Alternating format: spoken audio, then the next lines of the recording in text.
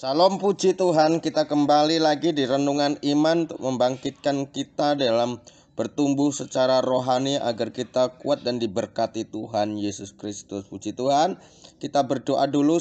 Tuhan Yesus, terima kasih buat berkat-Mu, terima kasih buat kesembuhan, terima kasih buat pemulihan, terima kasih buat semuanya yang Kau berikan atas seluruh dunia ini. Terpuji nama-Mu, haleluya, amin. Tema mengangkat doa untuk orang sakit, doa kesembuhan. Yakobus 5 ayat 12 sampai 20. Tetapi yang terutama saudara-saudara, janganlah kamu bersumpah demi surga maupun demi bumi atau demi sesuatu yang lain. Jika ya, hendaklah kamu katakan ya, jika tidak, hendaklah kamu katakan tidak, supaya kamu jangan kena hukuman. Kalau ada seorang di antara kamu yang menderita, baiklah ia berdoa. Kalau ada seorang yang bergembira, baiklah ia menyanyi.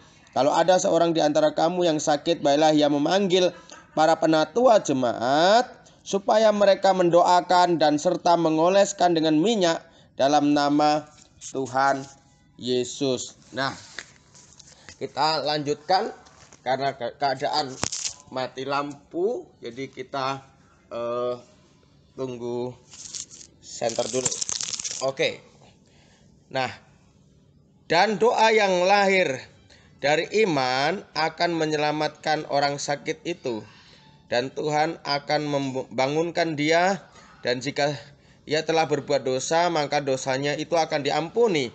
Karena itu hendaklah kamu saling mengaku dosamu dan saling mendoakan supaya kamu sembuh. Dan doa orang benar bila dengan yakin didoakan sangat besar kuasanya.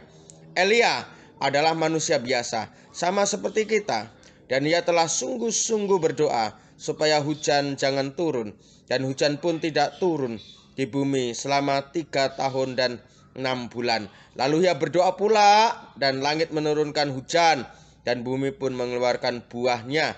Saudara-saudaraku, jika ada di antara kamu yang menyimpang dari kebenaran, dan ada seorang yang berbuat dia berbalik, ketahuilah bahwa barang siapa berbuat seorang yang berdosa berbalik dari jalan yang sesat, dia akan menyelamatkan jiwa orang itu dari maut dan menutupi banyak dosa. Luar biasa. Dari bacaan ini, doa kesembuhan, ya, yang pertama di situ, ya, di dalam ayat 14, kita disuruh memanggil penatua untuk mendoakan dia dan mengoleskan dengan minyak. Itu langkah pertama di dalam Yakobus 5 ayat 14. Bagi orang sakit, jangan memanggil dukun atau peramal atau siapapun, tapi panggillah penatua atau hamba Tuhan untuk mendoakan dan mengoleskan dengan minyak dalam nama Tuhan Yesus Kristus. Yang kedua, doa yang lahir dengan iman menyelamatkan orang sakit itu. Jadi doanya harus dengan iman, ya. Dan doa yang lahir dengan iman, jika dia berbuat dosa maka dosanya akan diampuni.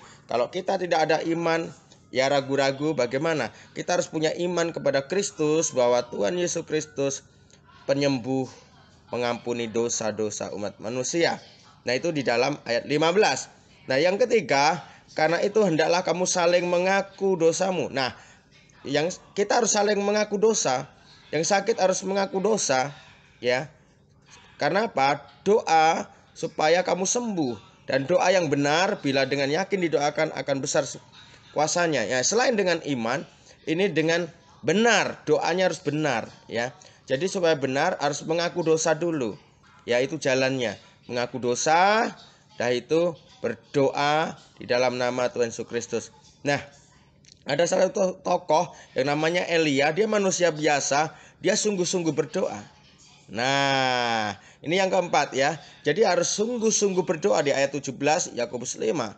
Sungguh-sungguh berdoa. Sungguh-sungguh berdoa. Sungguh-sungguh berdoa. Nah, itu saja 4 poin doa kesembuhan untuk menyembuhkan orang sakit. Terima kasih, kita berdoa. Tuhan Yesus, sembuhkan yang sakit. Ampuni segala dosa-dosa. Biarlah Tuhan, Engkau yang mengurapi dengan minyak kudus-Mu, ya Bapa. Dan kami di dalam nama Yesus Kristus, ampuni segala pelanggaran kami. Di dalam nama-Mu kami berdoa. Biarlah kekuatan Allah, kesembuhan dari Allah, kuasa dari Allah mengalir, mengampuni dosa-dosaku, memulihkan dan menyembuhkan dan memberkatinya. Diberikan kekuatan, umur panjang dan kesehatan. Dalam nama Yesus Kristus. Haleluya, haleluya. Yang percaya semua katakan amin. Salam. Tuhan Yesus memberkati kita semuanya. Salam semangat.